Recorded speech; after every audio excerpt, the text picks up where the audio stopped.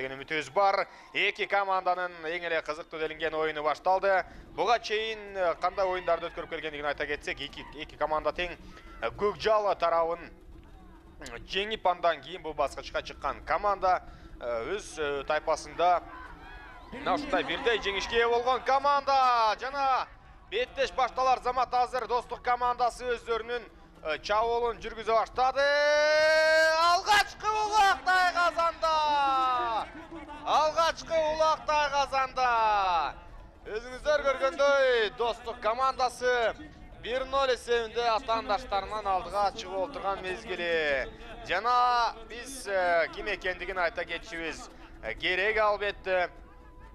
Достуктун курамындагы Султан Русланов менен Манас Ниязовдор өзгөчөлөндү. Чындыгында өтө кооз салым, ошондуктан улам өзгөчө бир кызыктуу оюн башталды. Сары Өзөн командасы мындай тез чабуулду өткөрүп жиберип, өзүңүздөр билгендей, мына 1-0 эсебинде артта калат деп алгачкы секундаларда эч ким ойлобосо керек. Бирок Манас Ниязов жана Султан Русланов сыяктуу оюнчулар бири-бирине көмөктөшүп барып ыргыткандыгын көрө алдык. Биринчи Султан Русланов алып барып мына Тайгазанга жеткен болчу. Мына эми биз тараптардын курамын тааныштыра элек мезгилде эле салым ишке ашты. Эсеп сандары 1-0. Анда эмесе биз курамдарды тааныштыруу менен баштасак туура болчудай.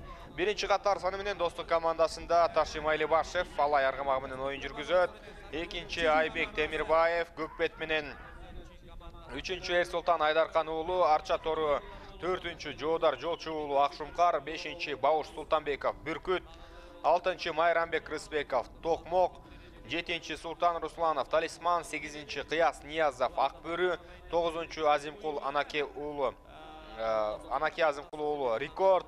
Манас Ниязов 10-чу Шторм менен, 11-чи Белек Мукаев Титан менен жана 12-чи Ильяс Исаков Дерский менен ойногон оюнчу.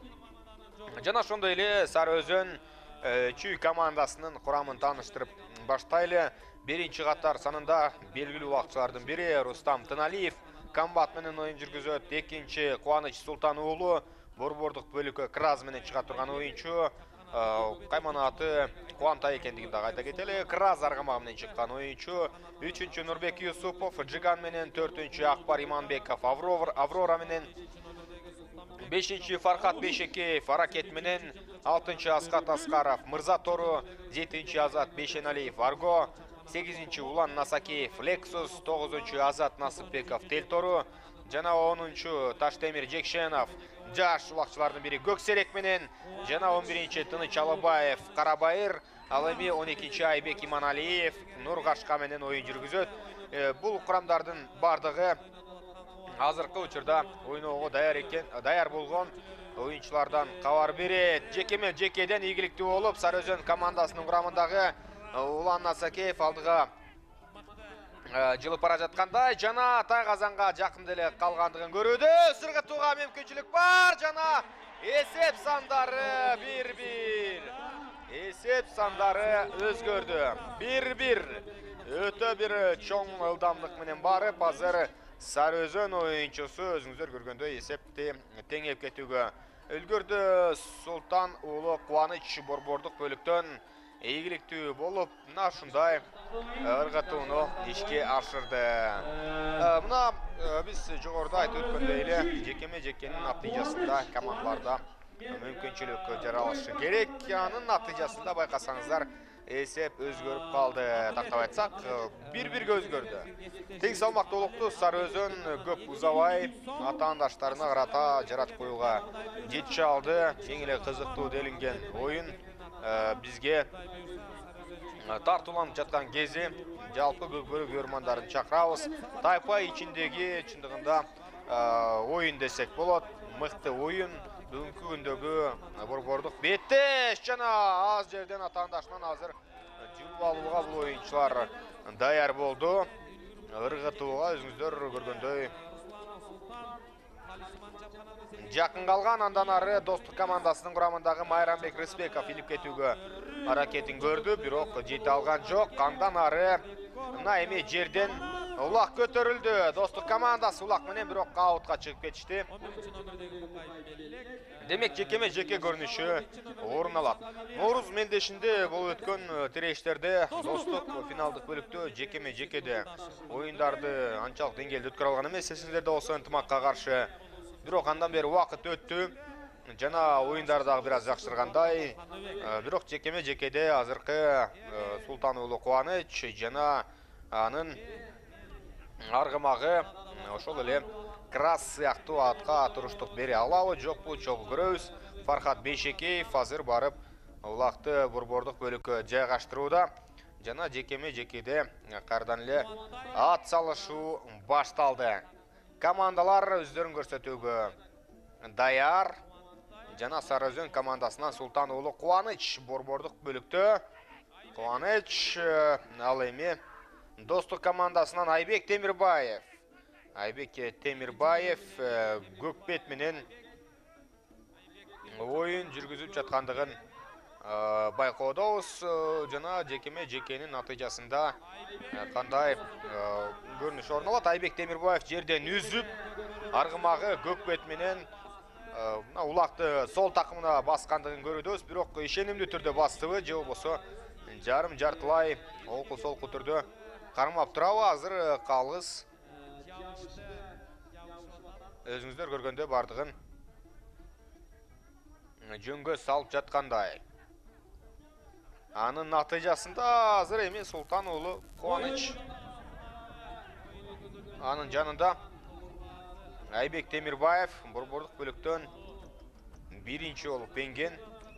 Буга чейин эки команда тең ири эсеп санында Көкжалды жеңип алгандыгын айта кетсек болот. Достук 21-3 эсебинде жеңген болсо, жаңылбасам атаандаштары 23 Улакты ыргыткан. Жана ошондой эле минималдуу Улакты өткөргөн. Жана тез чабылды Сары Өзөн командасы. Султан уулу Кубаныч аткарып бара жаткан кези, бирок Тайгазанга ыргытар малда атаандаштары келип жетти.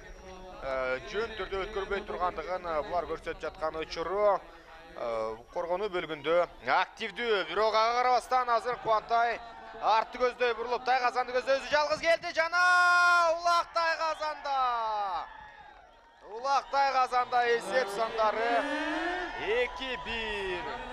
Демек чүйдүн күчтүү улакчыларынан куралган команда азыр экинчи улагын ыргытып жаткан кези эсеп сандары 1-2 десек болот.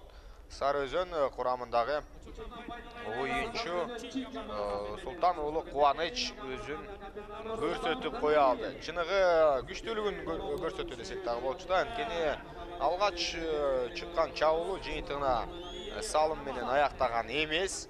Анын натыйжасында өзүңүздөр билгендей, көргөндөй экинчи жолу айланып барып Тайгазанга ыргытууга жетишти. Артынан келген атаандаштары тескерисинче аттары менен сүздүргөндүгүнө байланыштуу жардам берип да койгондой болду. Ал учурда баштапкы чекетке жайгашкан улак аракеттер уланууда. Эки команданын менмендеген күчтүү кран оюнчулары оюн талаасында оюн жүргүзүп жаткан мезгили. Андыктан мына бирлик этчү оюнчулар чындыгында өтө эле көп. Азыр көпкөрүү жылдыздарынын ортосундагы тирешке биз сиздер менен күбө болуудабыз. Жана жакшы жерден эңип кетүүгө жетише алды. Ал учурда мына эми Таштемир Жекшенов болгону 19 жаштагы оюнчу Таштемир Жекшенов өзүңүздөр билгендей 2000-жылы төрөлгөн улакчы. Жаш таланттардын бири азыр талашып барып аутка чыгып кеткендигин көрдүк. Эки команданын оюну чындыгында өтө бир жогорку кыргакта темпте башталгандыгын көрүүбүз. Андыктан мына бири-бирине татыктуу командалардан экендигин айта кетсек дагы болот. Айбек Темирбаев менен Султан уулу Кубаныч борбордук бөлүктө. Эки команда азыр мына белгилүү аргымактары менен борбордук бөлүктө ат салышып жаткан кези. Жана Айбек Темирбаев буга чейин биринчи болуп енген. Бул беттештин биринчи таймы азыр ортосуна жакындап калды. Ал эми салымдар боюнча биз 3 улакты көрө алдык.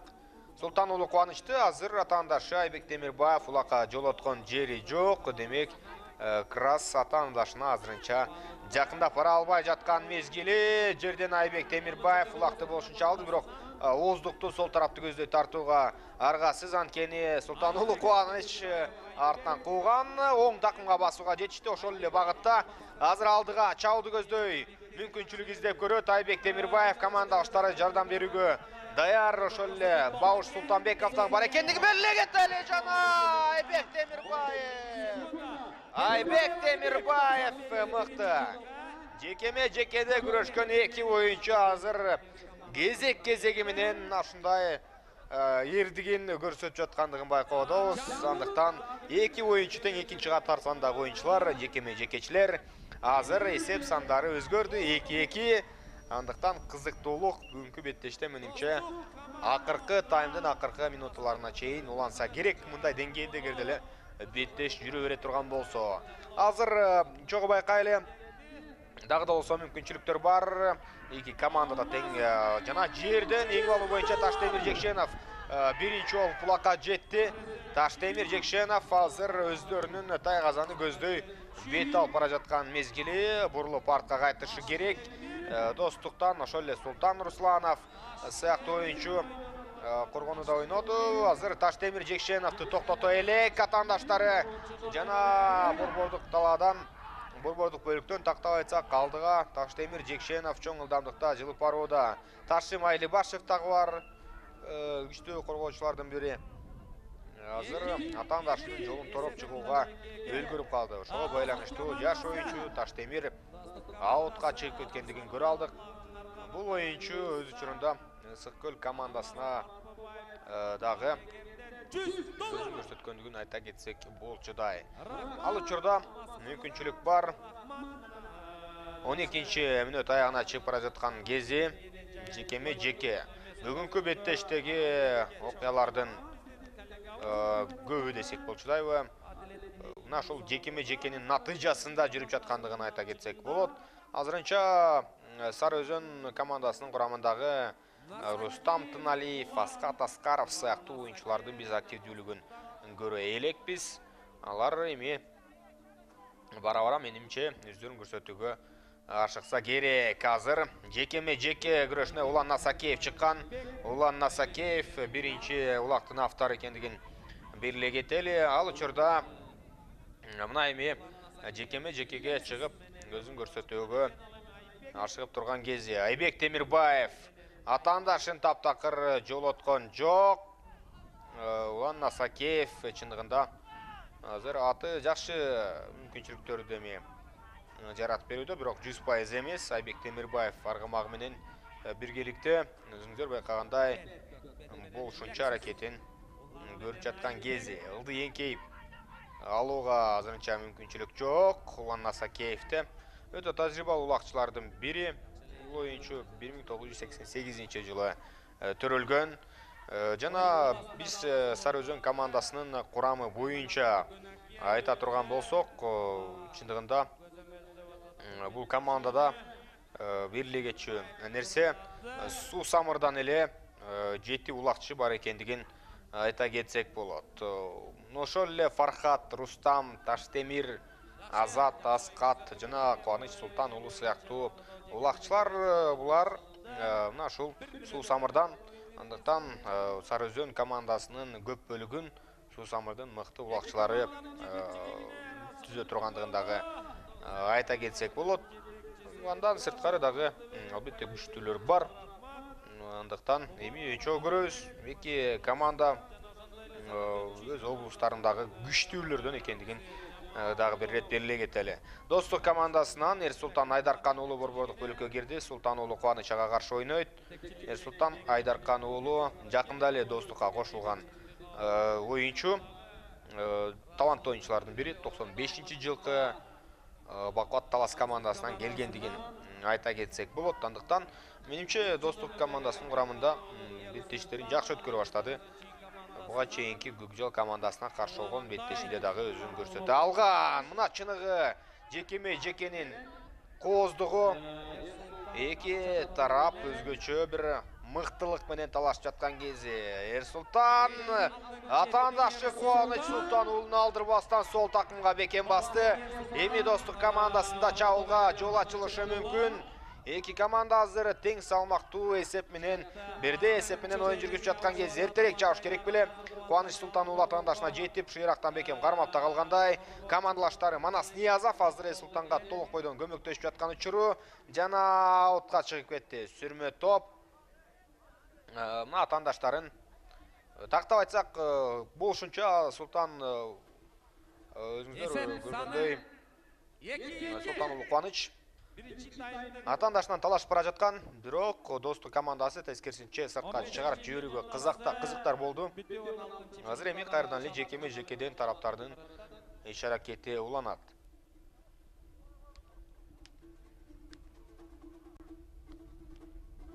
Жакшы, оюнду биринчи таймдын алкагында командалар көрсөтүүдө чындыгында.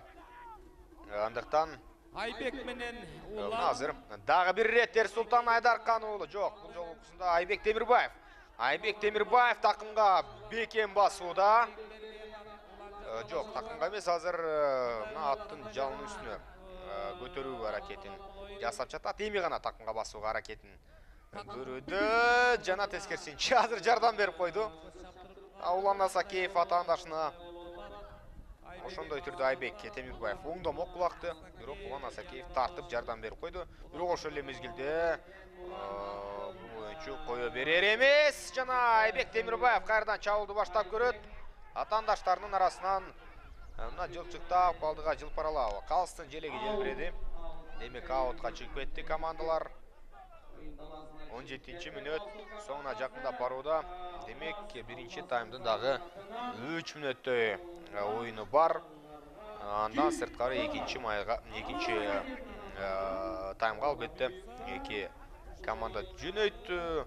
Бүгүн биринчи таймда эле чындыгында мыкты салгылашууну биз байкоодобуз. Эч ким жеңилгеси келген жок чындыгында. Бул командалардын кимиси жеңиле турган болсо, Сары Өзөн Рассвет командасына каршы коло медаль үчүн ойной тургандыгын бирле кетели. Биринчи финалчы жана үчүнчү орун үчүн ойной турган команда белгилүү болуп калды. Андыктан чогуу көрөбүз. Тайпадан биринчи орун менен чыгуу мүмкүнчүлүгү бул группада бир аз татаалыраак болгондугун дагы айта кетсек болчудай. Ал учурда жакшы мүмкүнчүлүк бар. Жекеме-жекеде Эрсултан Айдаркан уулу эңип кеткен. Андан ары жерге түшкөн улакты тез эле түрдө эңип алууга кайрадан жетише алышты достук оюнчулары. Эңкейер замат алып, менимче Бауыр Султанбеков эң эле тажрыйбалуу оюнчулардын бири. Бүркүт менен алдыга сызып бара жаткан кезде, бирок аны азыр алдынан тороп Акбар Иманбеков чыккандыгын көрдүк. Акбар Иманбеков Аврора аргымагы менен жол берген жок, бирок андан ары жол булатууга достук командасы жол издейт. Манас Ниязов улак менен. Манас Ниязовду бекем кармабай турган болсо, ал ыргытып коюуга жол табышы мүмкүн. Жана улактай казанда эсеп 3-2. Эсеп сандары 3-2. Манас Ниязов 3-чү улакты ыргытууда. Достук атаандаштарынан озуп алдыга чыкты. Эми чогуу байкайбыз кандай боло тургандыгын. Чыныгы кызыктын бардыгы алдыда. Биринчи тайм тең эсеби менен эмес, мына артыкчылык бир командада болуп жыйынтыгына келе турган сымал. Буга чейин мына ушул Ноорус турнири жыйынтыгына чыккан мезгилден тарта Сары Өзөн командасынын кандай түрдө даярданып жаткандыгы жана ошондой эле машыгуулары кандай жүрүп жаткандыгы тууралуу көптөгөн тасмалар болду. Чындыгында алардын машыгуусу, даярдыгы мыкты экендигин биз жакшы билебиз. Ал учурда жерден эңип кетип азыр мына эми мүмкүнчүлүк бар. Майрамбек Рыспеков улак менен. Майрамбек Рыспеков эсепти 4-2 айландырды. Эсеп сандары 4-2. Демек, өзүңүздөр көргөндөй дароо жерден эңип алуу боюнча мыкты улакчылардын бири чындыгында бул оюнчу. Андыктан өзүн көрсөтүү азыр Тайгазанга эч ойлонбостон, эч бир артты карап кылчайбастан ыргытып коюуга жетишти. Азыр эми чогуу көрөбүз. Мындан ары экинчи таймдан баштап Сары Өзөн командасы аяғына чейин ойнобой турган болсо, утулуп калышы дагы мүмкүн болууда. Эсеп сандары азыр 4-2 биринчи да. Бүгүнкү ат майдан мына ушундай кызыктуу оюнду кабыл алып жаткан мезгили. Эсеп азыр 4-2 алдыда Достук командасы. Ал эми чүйдүн Сары Өзөн командасы эсепти теңеп кете алабы? Өздөрүнүн өжөрлүгүн көрсөтө алабы? Ошол дагы башкы суроолордон эң алууга Султан Русланов биринчи жеткен, бирок андан ары сүрмө топ атандаштарды сыртка чыгаргандыгын көрө алдык. Аут, демек азыр 1-1 чыгуу менен беттеш башталат. Командалардын жеке боюнча статистикалары, жетишкендиктери, артыкчылыктары тууралуу сөз кыла турган болсок, анда Достук командасы биринчи таймда атандаштарынан алдыда болду чындыгында. Ал эми экинчи бөлүктө кандай болот? Азырынча белгисиз. Бирок аттардын даярдыгына байланыштуу, албетте бул көрсөткүч орун ала тургандыгын айта кетели. Жекеде Айбек Темирбаевдин аргамагы Көкбет азыр атаандашын жолотпой жаткан кези. Султан уулу Кубантай оюн жүргүзүүдө, бирок жете алган жок. Айбек Темирбаев дал ушул ыкма менен буга чейин да ойногон. Атын оозун сол тарапты көздөй тартып, жүгөндү буруп андан кийин ыңгайланыштырып отуруп такымына баскан. Азыр өтө жакшы. Кыяс Ниязов жакшы эле активдүүлүктү кошкон, бирок Айбек Темирбаев өзүңүздөр көргөндөй жерге жыгылды. Жана андан ары эми аракет уланат, абайлаш керек. Азыр Достук оюнчусу чындыгында өтө кооптуу түрдө ойноп койду десек дагы болчу да, бирок алыстын көрсөтмөсү менен эч кандай жаза маамы болбойт. Сыртты көздөй Акбар Иманбеков чыгып кеткендигин көрө алдык.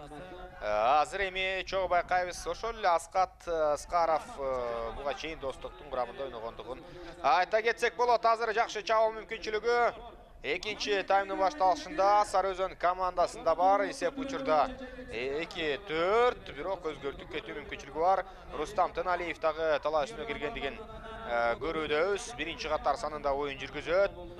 Бирок анын биз 7-чи катардагы ошол номуруна көнүп калганбыз. Бирок Рустам Тыналиев азыр өзүңүздөр көргөндөй биринчи номер менен оюн талаасында. Командалардын ылдый жактан эң алуу боюнча аракети жүрөт. Жана азыр Рустам Тыналиев өзүнүн комбат аргамагы менен ат ойнотуп жүргөн мезгили. Рустам Тыналиевдин биз канчалык деңгээлдеги улакчы экендигин жакшы билебиз. Чындыгында аны атаандаштары бекем кармабай турган болсо өзү аралап кирип барышы мүмкүн. Бирде ылдамдыкты басаңдатып, бирде өрчүтүп алдыны көздөй жүткүнүп бара жаткан кези абайлаш керек. Абайлаш керек, азыр эрден түшүп калды Рустам Тыналиев. Азыр өзөнгө буту илинип калды азыр. Жаракатсыз мелдешти уланта алабы. Эң биринчи кезекте ден соолук. Рустам азыр өзүңүздөр көргөндөй эрден кулап түшкөн, бирок азыр бардыгы жакшы. Шүгүр беттешти улантууга мүмкүнчүлүк алат. Чындыгында өзөңгүдөн бут чыкпай ала турган болсо, ал чоң жаракаттарга алып келет. Ошондуктан улам абайлаш керек. Азыр чоң ылдамдыкта жана ошондой эле амал көйлүк менен бара жаткан болчу. Жана ал чекитте калган убакка андан ары эң алууга болгон аракеттер жүрүүдө. Улан Асакеев дагы бар. Улан Асакеевке жакшы мүмкүнчүлүк жаралып калды. Жана алдый тараптан улакка жеткендигин көрүүдөбүз. Лексус аргамагы менен азыр чабуулду көздөй бет алды. Улан Асакеев Тайгазанга жакындап бара алабы? Ташы Майлибашевден өтө элек, Ташы өз учурунда алдын тосуп чыккан. Артты көздөй кайрадан буруп жаткан кези Улан Насакеев жана Тайгазанга азырынча жолоп барар эмес.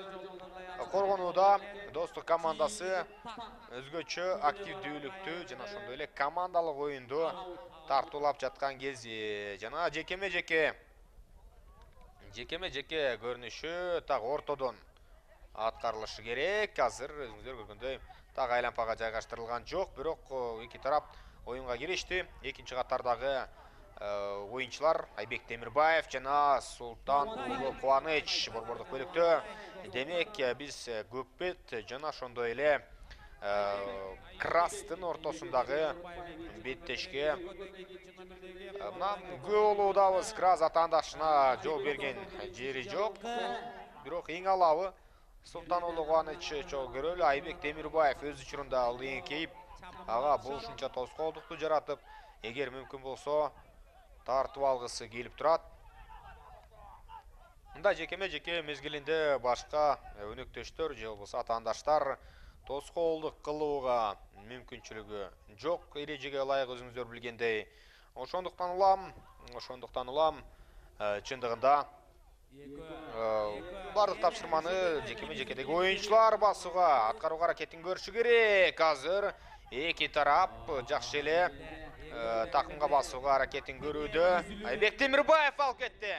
Айбек Темирбаев азыр такымда эмес, бирок улак аны алып алууга жакшы мүмкүнчүлүгү деле бар болчу. Султан Улы Кубанычтын тебетейи жерге түшүп калганда жок. Айбек Темирбаевдин тебетейи болгону чечилип кеткен.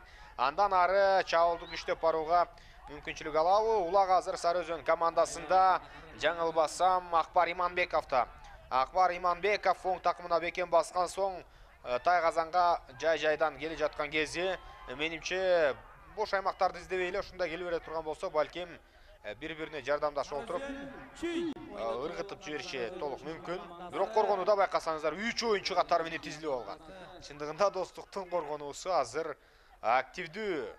Ошол эле командадагы Белек Мукаевди көрүүдөбүз. Жодар Жолчуулу сыяктуу, Бауш Султанбеков сыяктуу оюнчулар мыкты коргонууда. Кыяз Ниязов да оюн жүргүзүп жаткан кези Жодар Жолчуулу атаандашына барып жабышууга аракетин көрдү. Кыяз Ниязов Акбөрү менен талашып жаткан кези жана андан ары сыртка чыгып кеткендигинен улам Сары Өзөн кайрадан борбордук бөлүктөн аракетин улантат.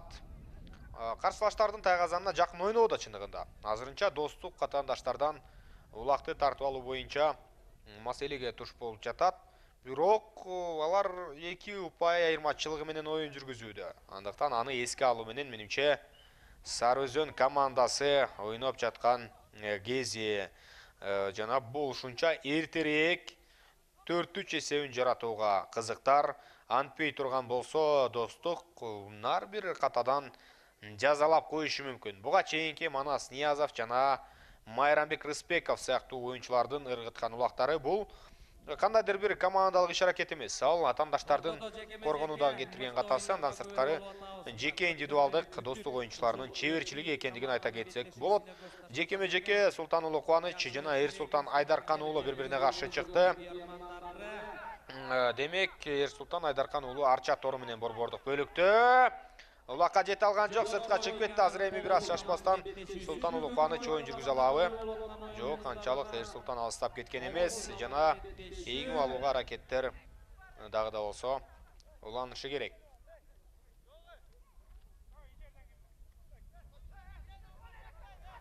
Экинчи таймдын 9-минутасы жүрүп барууда.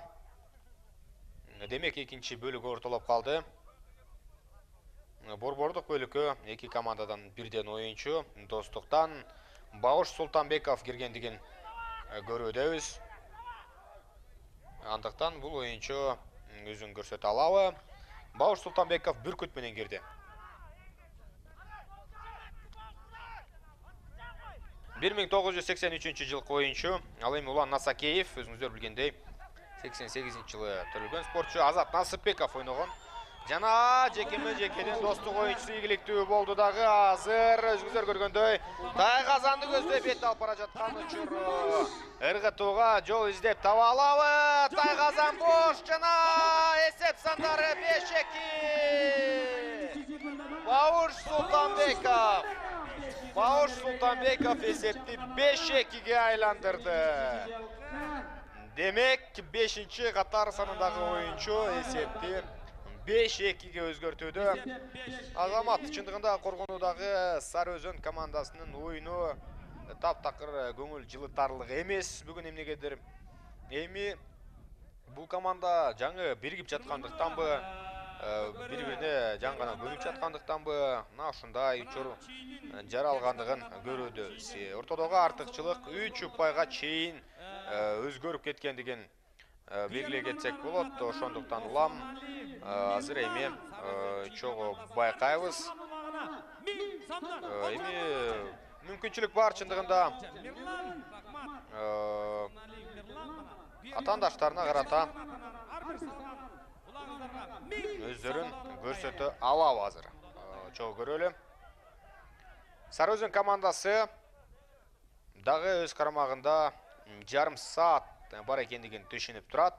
Беттештин дал ортосуна келип жеттик. Бул экинчи тайм. Дагы 10 мүнөт бар. Бул таймды алгандан андан сырткары 3-чү тайм. Бирок мындай оюнда чындыгында 3 упай айырмачылыгы көп нерсени чечет. Андыктан Достук командасы бүгүн өзүңүздөр көргөндөй бир улактын артынан экинчисин ыргытып отуруп, өздөрүн мыкты тарабынан көрсөтүүдө. Жана жеке көрүнүшү орун алат. Азырынча мындай чыгуулардан Сары Өзөн көп мактана албай тургандай, чындыгында алардын аттары атаандаштардын аттарына каршы туруштук бере албай жаткандыгын дагы байкоодобуз. Жеке Султан уулу Кубаныч жана атаандашы Эрсултан Айдаркан уулу ойноп жаткан кези. Достук командасынан жекеме-жекеге Эрсултан 3-чү номердеги Айдаркан уулу Эрсултан 95-чи. Эрсултан Айдаркан уулу борбордук бөлүктө анда-санда кирип өзүн көрсөтүп жаткан кези арча тору менен оюн жүргүзүүдө. Ал эми Султан уулу Кубаныч өзүңүздөр көргөндөй Краз менен борбордук бөлүктө. Карагылачы, камбараталарды карагылачы тулпарлардын тирешип атканын айчапчыган 1 мүнөткө жакын эң албай турган болсо алмаштырылат. Андыктан Кубантай менимче аракетин көрүшү керек. Аларга упайлар эми алардын көз карашы боюнча көбүрөөк керек экендигин дагы айта кетели. Канчалык деңгээлде кандай иш аракетин көрсөтө алат, чогуу байкайбыз. 8 мүнөт убакыт бар экинчи таймдын бүтөрүнө. Андыктан командалардын биз жүрүшүн чогуу байкайлы. Азыр мына эми өзүңүздөр көргөндөй жекеме-жекеде Манас Ниязов оюн жүргүзүүдө, бирок Манас жете алабы? Өтө мыкты. Азыр атаандашы тоскоолдук көрсөтүп калгандай эле болгон. Манас Ниязов атаандаштарынын тайгазанына келди, ыргытылган улак жана сыртта 6-чы улакты ыргытууга азыр Манас өтө жакын болчу. Бир кол менен ыргытты. Сол колу менен ыргыткан улак азыр барып мына тайгазандын ичине кирген, бирок көзү менен сыртка томолонуп чыгып кеткендигин дагы көрө алдык. Бул Сары Өзөн командасынын пайдасында болду десек болот. Алар жолдуу дагы болуп кетти. 6-2 боло турган болсо, кандайдыр бир психологиялык жактан атаандаштары үстөмдүккө ээ болуп калмак. Ошондуктан улам өзүңүздөр байкагандай азыр мына жанданыш керек.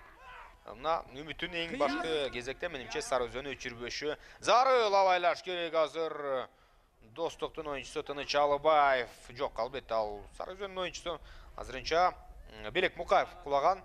Жана азыр эми оюн талаасындагы мына Сары Өзөн оюнчуларын белгилесек, ошол эле Акбар Иманбеков, Нурбек Юсупов сыяктуу оюнчулар бар. Жана мына эми Майрамбек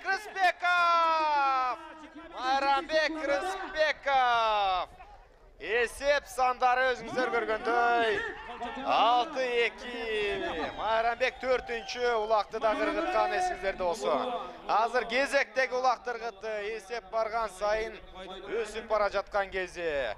Командасындагы лидер оюнчуларынын бири Чабуулда, албетте Чабуулда Майрамбек Рыспеков чындыгында акыркы оюндарда өтө кереметтүү иш аракеттерин тартуулап жаткан кези. Мына азыр 2 салымды ишке ашыра алды. Андыктан өзүңүздөр байкагандай Сары Өзөн командасы азыр эми андан ары кандай оюнду көрсөтө алар экен.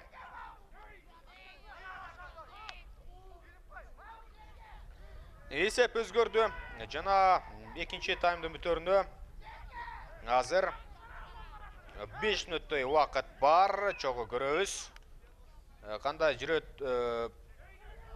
Ооба, өзүңүздөр көргөндөй буга чейинки бир улак артка алынган, андыктан 5-чи улак азыр эсептелингендигин айта кетсек болот. Демек, мына ушундай азыр эми кезектеги чабуул. Ооба, ыргытууга Достук оюнчулары даяр.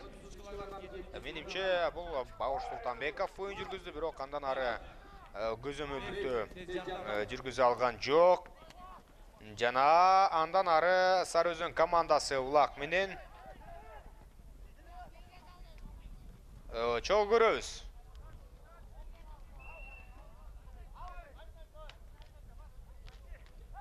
Азыр эми 16-чы мүнөт ортолоп калган мезгилде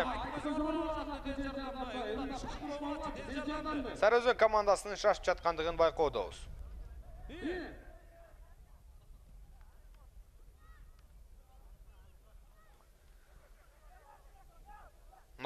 Ортодо артыкчылык бар. Достук командасы чыныгы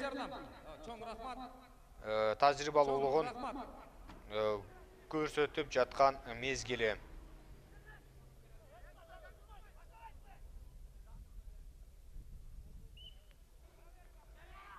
Чогуу байкайлы. Бирден оюнчу кирип келди. Эрсултан Айдаркан уулу. Жана ошондой эле анын атаандашы борбордук бөлүктө Чүйдөн Султан уулу Кубаныч.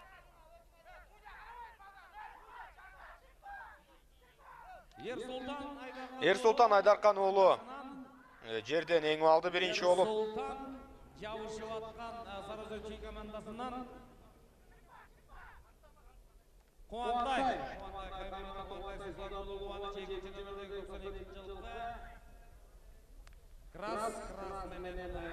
Жана жерден эңип кеткен соң андан ары Сары Өзөн командасы жол издейт.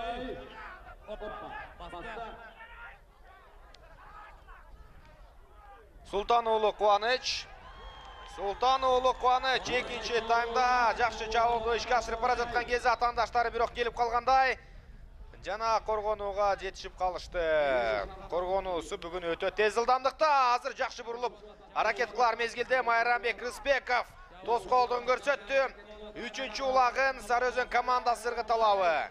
Бир аз тоскоолдукка учурап калды. Андан ары жылчык издеп жаткан оюнчу Султан уулу Кубаныч дагы да болсо өзүңүздөр көргөндөй жол издеп таба элек. Жана каптал тараптан чыккан өзүңүздөр көргөндөй коргоочу тоскоолдугун улантып жаткан кези бул албетте Белек Мукаев. Анда сырткары Ташымайлы Башев дагы бар. Өзгөчө ушул эки оюнчу коргонууда байкасаңыздар чыныгы аракетин күчтөп жаткан кези. Азыр эми жекеме жеке көрүнүш орун алабы. Калыстын көрсөтмөсү жок. Буга чейинки ошол жерге ташталып, азыр эми улантууга мүмкүнчүлүк алууда Ташымайлы Башев. Андан сырткары Султан Русланов жана ошондой эле Жоодар Жолчу уулу кирип келди. Улам оюнчулар алмашып, динамикалуу түрдө өзүңүздөр билгендей оюн уланып келе жаткан кезде өзгөчө Достук командасында анык байкалып турат. Албетте Сары Өзөн дагы өзгөртүүлөр менен оюн жүргүзүүдө.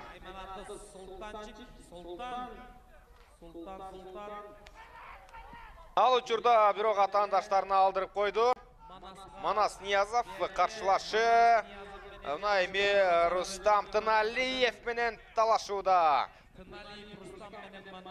Ооба, эки оюнчу бири-биринен жакшы эле талаш көрдү, бирок Манас андан ары байлаш керек. Аутка чыга элек мезгилде жерге таштап кеткен улакты.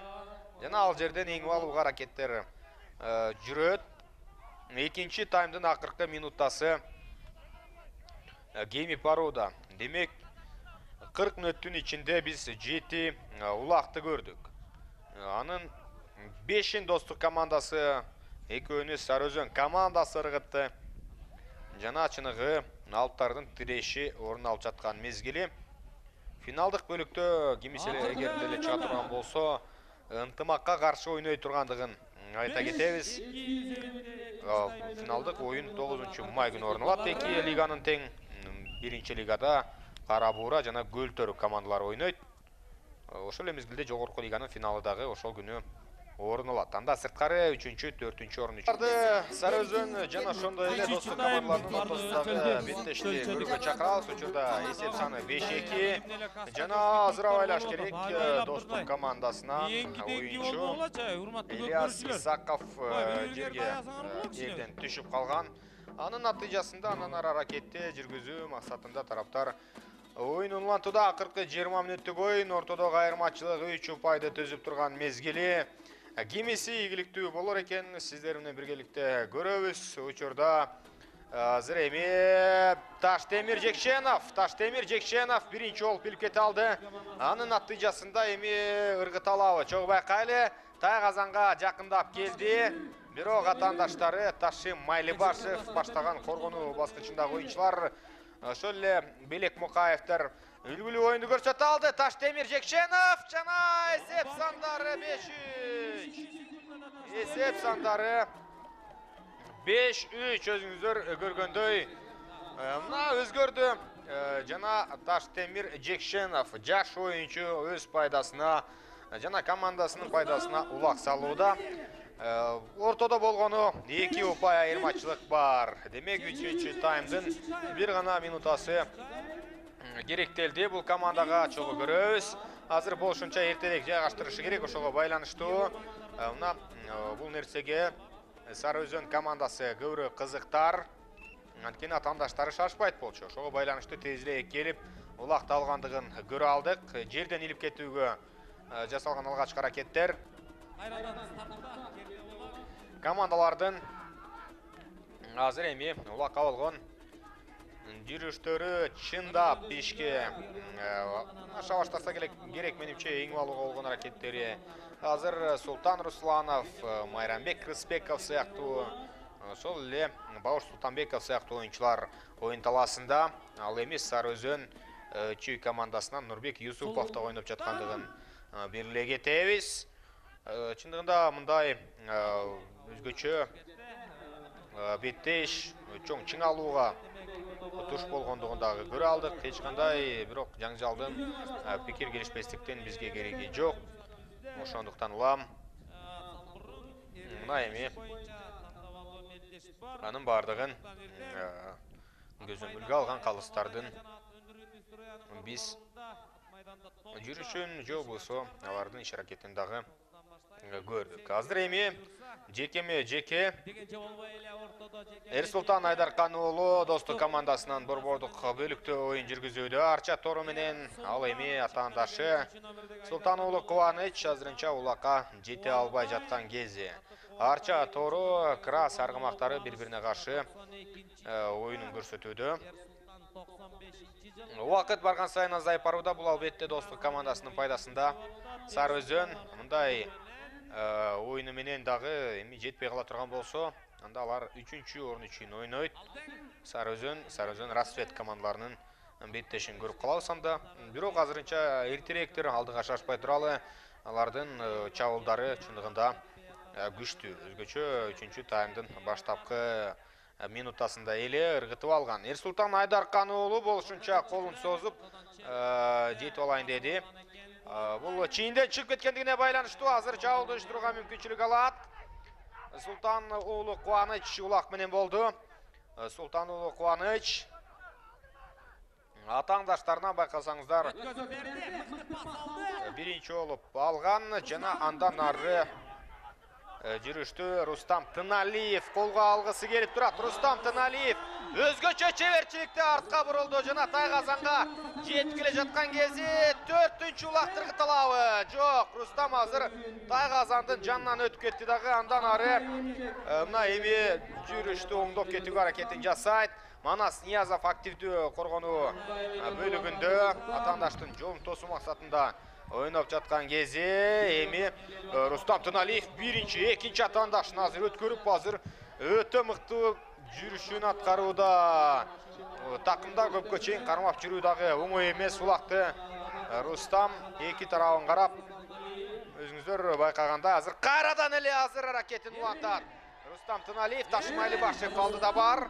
Жана Алибашев толук бойдон аны көзөмөлгө алгандай болду. Рустам Тыналиев ыргытууга мүмкүнчүлүк издеп табабы. Жалгыз атаандашынын жанында болчу, жана коргонууга ошол эле тыныч. Анда сырткары тактап айтсак, Белек Мукаев кирип келген. Белек Мукаев менен Ташым Алибашев бүгүн өтө коргонуудагы күчтүү оюнду көрсөтүүдө. Рустам Тыналиев эми чарчады болуш керек. Жана атаандаштары улакты жулуп кеткендигин көрүүбүз. Ташым Алибашев каршы чабуулга чыгат жана чоң ылдамдыктагы чабуулду ишке ашырып бара жаткан кезде Ташым Алибашевди караган бир дагы оюнчу жок. Тайгазанга келди. Эч кандай шашпай ыргытууга мүмкүнчүлүк бар. Жана 6-3. 6-3 эсеби Достуктун пайдасында. Ташым Алибашев атаандашы Рустам Тыналиевден улакты тартып алган соң 2 эселик артыкчылыкты аткарып койду.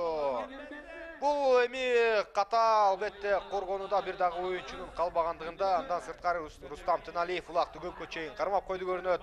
Ал чарчагандыгына байланыштуу тарттырып жибергендей, чабуулду өз убагында Сары Өзөн командасы жыйынтыгына чыгара албай калды. Ошого байланыштуу мына эсеп сандары кайрадан Достук командасынын пайдасына өзгөрдү. Демек, болгон 14 мүнөт убакыт бар. 3 убакыт ыргытуу өтө татаал болот Сары Өзөн командасы үчүн чындыгында. Ал эми Достук бир аз мына өз рахаты үчүн ойноого эми мүмкүнчүлүк алган жок, албетте. 3 улак айырмачылыгы менен. Бирок ишенимдүү түрдө ойногонго жакшы бир абалды түзүп алышты. Азыр талаа үстүндө Майрамбек Рыспеков, Султан Русланов, Кыяз Ниязов сыяктуу, анда сырткары Ильяс Исаков дагы бар. Ал эми атаандаштарында Азат Бейшеналиев оюн жүргүзүүдө. Азат Бейшеналиев, Улан Насакеев дагы бар. Ошол эле Аскат Аскаров дагы бар. Жана жерден Кыяз Ниязов Акбөрү менен илип кеткен. Акбөрү менен барып Тайгазанга кезектеги салымды ыргытты. Кыяз Ниязов салымды өз пайдасына жазууда. 7-3. 7-3 эсеби катталууда. Демек, өзүңүздөр байкап тургандай, эсеп сандары дагы да болсо Достук командасынын пайдасына өсүп бара жаткан кези. Эми биз Норус мелдешиндеги финалды кайрадан эле көргөнгө жакын баруудабыз. Достук ынтымак командаларынын ортосунда өткөндүгүн айта кетсек болот. Жана Достук бүгүн өзгөчө оюнду тартып алып жаткан кези чындыгында. Чабуулдары дагы, коргонуу бөлүгү дагы. Ошондуктан улам бул команда мына Норустан бери бир топ өзгөргөндүгүн дагы көрүүбүз. Бир гана формасы эмес, алардын чыныгы спорттук формасы жана даярдыктары дагы өзгөрдү көрүнөт. Азыркы оюну ага далил болуп жаткандай. Андан сырткары албетте белгилей кетчү нерсе Сары Өзөн бири-бирине жаңы көнүп, жаңы күчтүү команданы түзүүдө. Чындыгында андыктан бүгүнкү беттеште алар азыр болгон күчүн жумшаш керек. 12 минутта вакыт бар. 4 упай айырмачылык. Демек, өзүңүздөр көргөндөй ар бир 3 мүнөттө бирден убакты ыргытышы керек болот. Бул тапсырма чындыгында фантастикалуу бир миссияда эле сезилүүдө менимче Сары Өзөн командасы үчүн. Бирок башты жерге салып калбашы керек болот.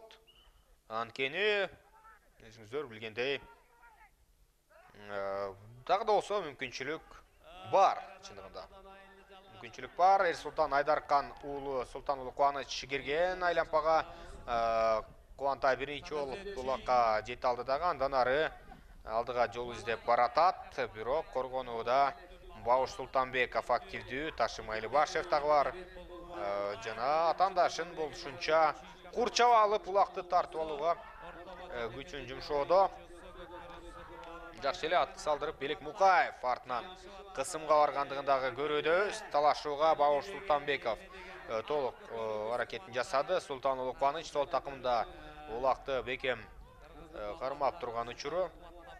Жана атаандашын көздөй туп-туура эле бара жаткандыгын дагы Байқаудабыз алдыға озып шығуда, бирок эмнегедир эч ким жардам берген жок. Азыр өзүңүздөр көргөндөй Султан уулу Кубаныч өтө бир чоң кысымга дуушар болууда. 3 атаандашы курчап алды. Мындай учурда алдыга жылып баруу дээрлик мүмкүн эмес. Азыр регби оюнуна окшош бир оюн жүрүп жаткандай да болду. Ат үстүндөгү анын натыйжасында өткөрүп берүү ишке ашты. Сарыөзөн командасы кандайдыр бир амал көйлүк менен ойноо аракетин жасайт жана Улан Насакеев өткөрүп берүү жасалган. Жана азыр эми Насакеев ыргытууга мүмкүнчүлүк алды. Тайгазанда Улак 7-4 эсеби катталууда. Улан Насакеев командасындагы мыктуулакчылардын бири. Азыр мына эми өзгөртүүдө. Демек, эсеп сандары өзгөрдү.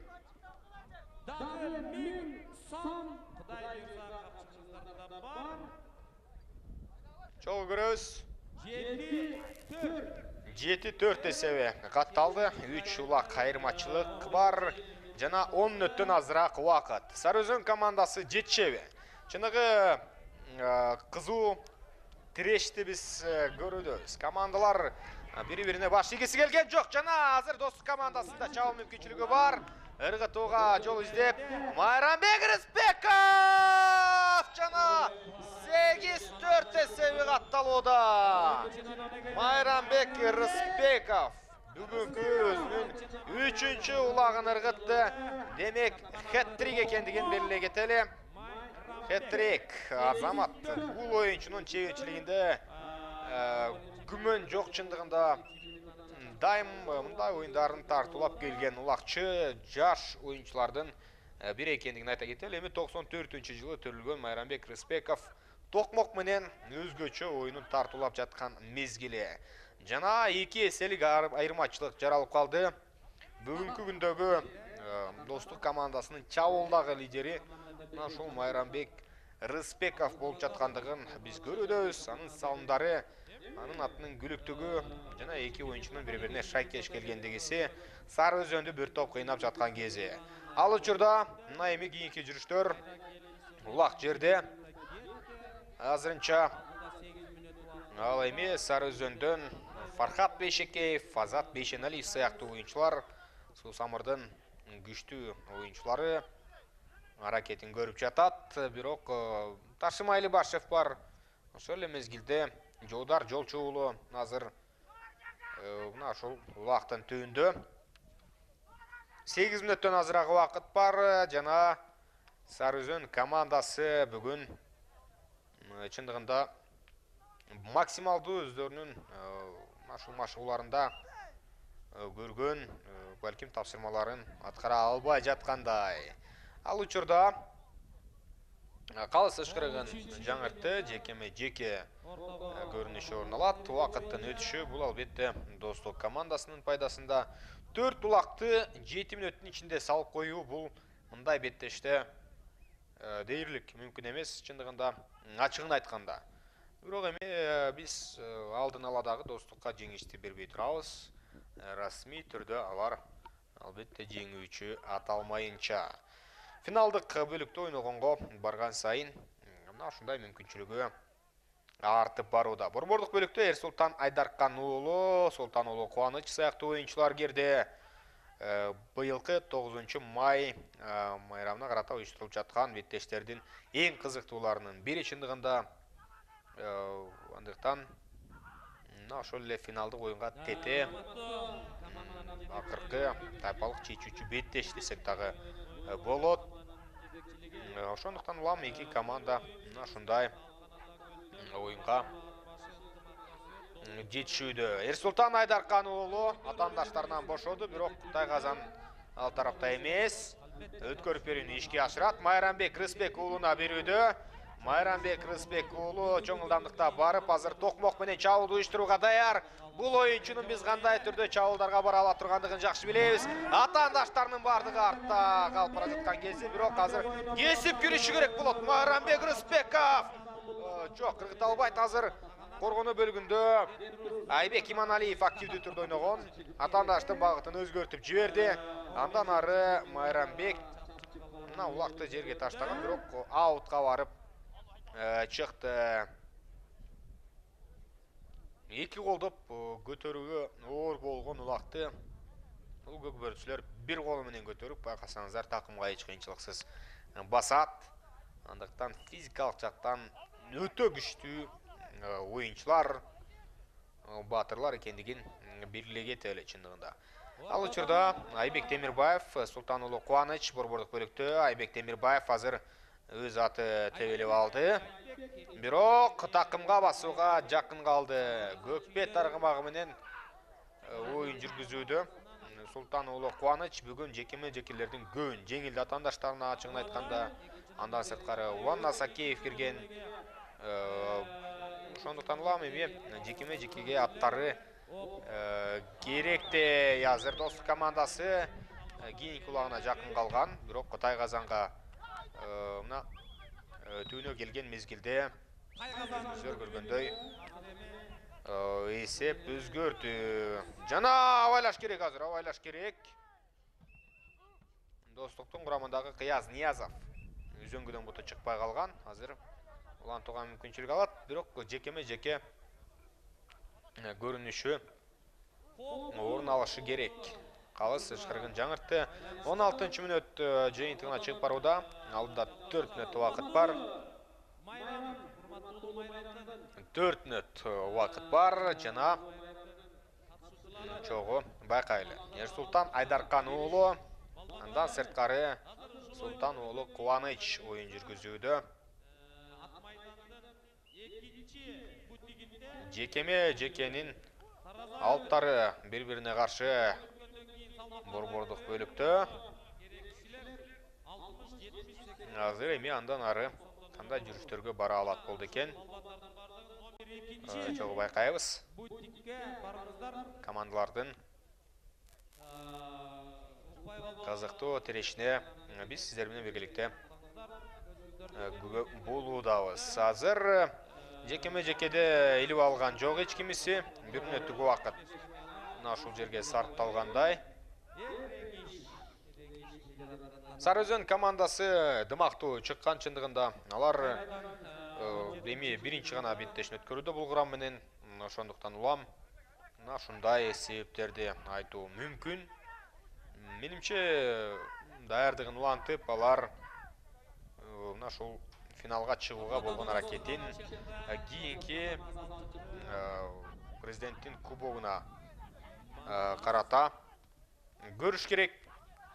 Анткени алар албетте мыктылар чогулгандан кийин көп нерсени далилдеши керек болот. Ал учурда жакшы мүмкүнчүлүк Манас Ниязов улак менен. Манас Ниязов атаандаштарынан өтүп барууда. Бирок Тайгазанга жетип келе алабы? Жана кайрадан Тайгазанга жакындап келди. Коргонууда оюнчулар бар толугу менен. Сары Өзөн командасынын оюнчулары өзүңүздөр байкагандай коргонууда оюн өткөрүүдө. Манас Ниязовдун ыргыткан улагы командасына 9-чу салымды алып келди. Эсеп сандары 9-4. Ушуну менен мына эми кезектеги салымын ишке ашырды. Жаңылбасам экинчи улакты ыргытууда өз пайдасындагы. Мына ушундай коргонууда Сары Өзөн командасы анчалык активдүү эмес. Эми теориялык жактан атаандаштарына жетпей тургандан кийин, жетпей тургандагысын сезгенден кийинби алар бир аз басаңдатып койгондой болду өздөрүнүн ылдамдыгын, же болбосо калоосу дагы бир аз төмөндөп калгандыр. 19-чу минут ортолоп калды. 1,5 мүнөт убакыт бар. Аягына чейин тирешиш керек. Бүгүн чындыгында көпчүлүк көрөрмандар Сары Өзөн командасынан балким мындай оюнду күтпөгөндүр. 1-2 упай артыкчылыкты күткөндүр эгерде боло турган болсо дагы. Азыр атаандаштарын болушунча жиреп Достук командасы кирип бара жаткан кези. Жана алдыга Жолдар Жолчуулу, андан сырткары Султан Русланов. Султан Русланов такымда кармап тургандай менимче, ага жардам бере алабы Бауш Султанбеков. Коргонуу бөлүгүндө Сары Өзөн командасында Аскат Аскаров бар. Жана 10-чу улак Тайгазанда. Бул улакта эки оюнчу Жодар Жолчу уулу менен Султан Руслановдор ыргытты. Демек, мына ушундай эсеп 4-16 улак айырмачылыгы бар. Демек, эки оюнчу чыныгы күрөшүн тартуулап жаткан мезгили. Мына ушундай 6 упай айырмачылык убакыт соңуна келип жетти. 3-2-1. Стоп.